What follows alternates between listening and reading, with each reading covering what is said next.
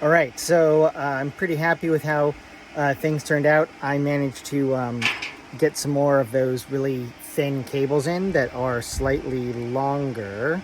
As you can see, this helped clean up the server rack tremendously. These are the main ports from other areas in my house, which are 1, 2, 3, and 4, and so I plugged them into 1, 2, 3, and 4. You'll notice port 1 is empty, and that's because it's over here. Bring in this SFP Plus adapter for RJ45 copper. The original adapters I had, which are these Mikrotik ones, are for 30 meters, and they would not link up at 10 gig. They would only link up to a 1 gig port.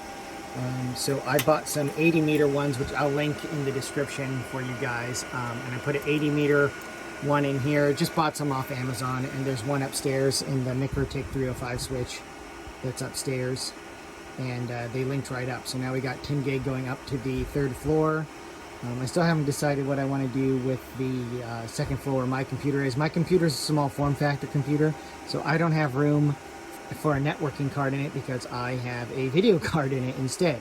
So I don't know if I'm going to bother with doing 10 gig there or not. It would be nice to get the faster speeds when I'm editing these videos to save them down here on the unraid storage server. Oh, you can see all the old switches down here that I had. There's one more of each of these upstairs on the 2nd floor for our bedroom and the hallway where my office is. So those will be coming down here too. I'll probably just hang on to them and keep them around. So this is a Brocade ICX 6610. It's 24 port, and I think the P stands for PoE. I think when they're non-PoE, they may not have the P there. They have 48 port versions of the switch as well. These 8 ports here are all 10 gig with the correct licensing. These 24 ports here are gigabit with PoE, and then on the back side, there's 4 QSFP plus or QSFP ports on the back, and 2 of them you can break out into 4 10 gig connections each, and then the other 2 are 40 gig only, and they can't be broken out. So at some point this guy may get a 40 gig card, and then the rest of the network will be on 10, you know, in case we're copying files together. But you know, this switch right here cost $160. I always sort of laugh when I see guys talking about how great their Unify or Mikrotik switches are. They don't have half the ports that this has, or the throughput. This is line rate speed, fully populated, with every port maxed out in speed. This switch will have throughput for that, and it was $160. And they're spending $300, $400, $500, $600, $700 on the Mikrotik switches and the Unify ones. I guess if you need like a web GUI to management, that's kind of nice, but I mean, I just log into the command line interface and set this one up. I actually had to move my camera on the front of the house here was in port 5. I think I moved it over to port 8 just to tidy this up or whatever, and so I had to go into the command line and tell it that port 5 didn't need PoE anymore, and to turn PoE on port 8. And oh hey, look at there, 100 megabit a second with PoE on. And then if it's just green, that's 1,000, and if it's just orange, that's just 100. So the cameras, I don't think the cameras are gigabit. It doesn't matter, but this is a huge amount of performance for the amount of money spent. There is a guide online which I'll try to link to in the description if you want to try and save some money. This was $3,000 or something like that when it was new. They're end of life now, and you can get them really cheap. There's several different models you can choose from. This isn't the most power efficient or quietest model.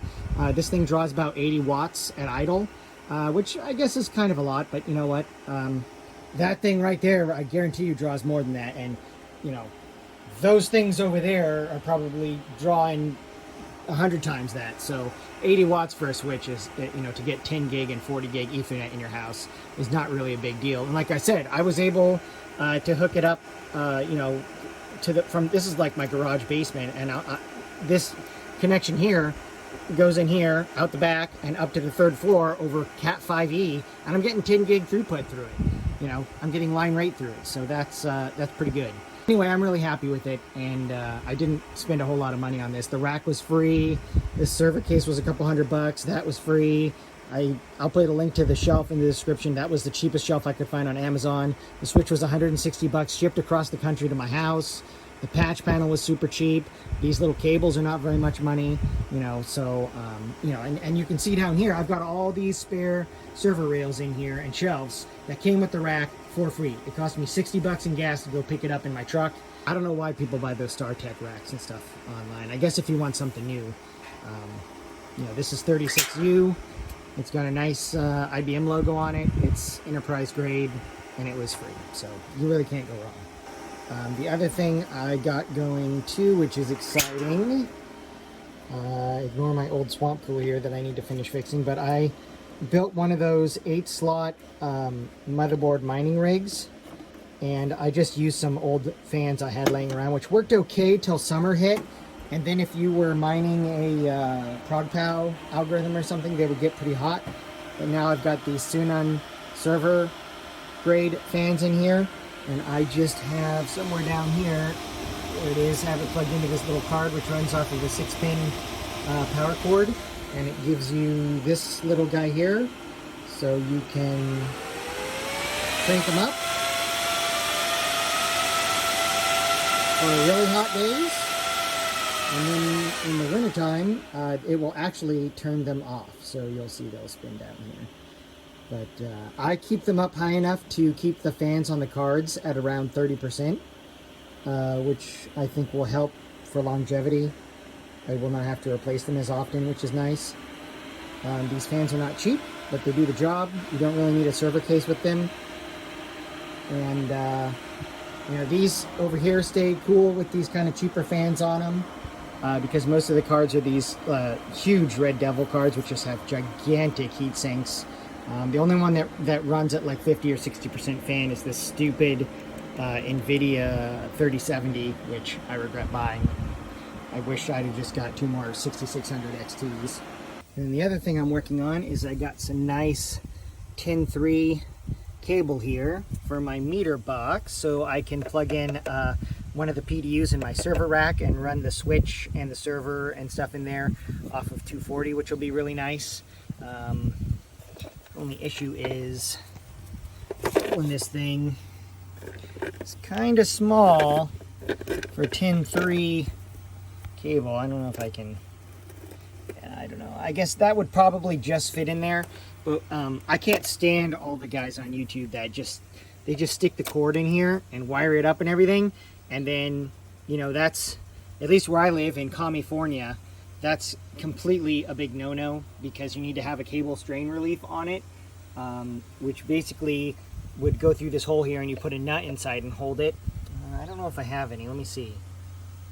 Okay, so the whole way this works is you can't just stick a cable in here and attach it to the outlet and the meter and everything, because, you know, this is going to be bolted to the wall. And let's say your kid or you or someone, a neighbor, a friend, walks by and trips on the cord, or trips and grabs the cord on the wall or whatever, pulls it out of here. Now you've got 240 volts on a 30 amp circuit breaker flying around willy-nilly, which is a bad scene for all. So what you get are these little things, and as you can see, it has this nut here, so you know, I got to make this hole bigger, but basically you stick this through the hole, and then from the inside you put this nut on there, which holds it securely to the case, and then you put the cable through here, and this one may not be the right size, but you put the cable through here and wire it up, and then it's got these screws here that clamps the cable down, so that if you trip or pull on it or whatever, you cannot pull the cable out of the box, which is kind of important. I don't understand why they don't sell it with one in there. You know, the guy, I bought it from the guy on his website, and he seemed really proud of the fact that the holes and grommets and stuff are now sized so the cable just barely fits in there. But you know, that's a huge safety hazard, and that's fine. I know you know, I'm not an electrician or anything, but I understand how to do this stuff, and you know, these are very important. They have different kinds as well. They have some that sort of have a nut that you screw on and it like squeezes it. Those work fine too. This is just one I had in my toolbox that I found. These are kind of ugly. I might use one of the black ones, whatever. I don't even know, will this fit in here? No, it will not. So you definitely think this is a 1/2 inch one. You probably need a 3/4 to fit this big cable in there.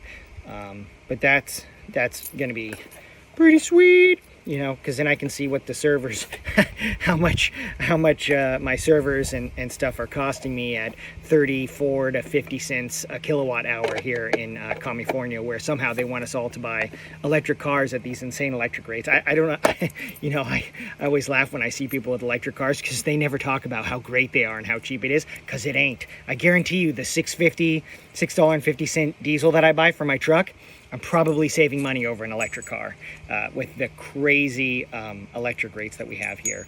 And so I'm going to do that. And then, yeah, so that's pretty exciting. Those are the updates on the farm and server area. And I guess you guys probably noticed the mining rigs are on too, which is, I'm just basically just mining some coins where you get a lot of the coin, even though the fiat value of the amount of coins you're mining is at a loss. I'm just trying to get coins where I can get a bunch per day, where they have like 1,000. You know, I'll mine like 1,000 of that coin per day. Then hopefully in 2 or 3 years they'll appreciate in value. I was on track to pay off my mortgage here on my house earlier this last year, the year before, whatever it was, when Biden got elected, and everything sort of went to crap, and all my investments went to nothing. So, you know, don't plan on retiring until you're already retired. But we'll get there. It's just a matter of time and working hard and stuff like that. So, yeah. So, Saturday, got my swamp cooler on, staying cool, staying out of the sun since I work in the sun all week, you know. So, anyway, happy mining.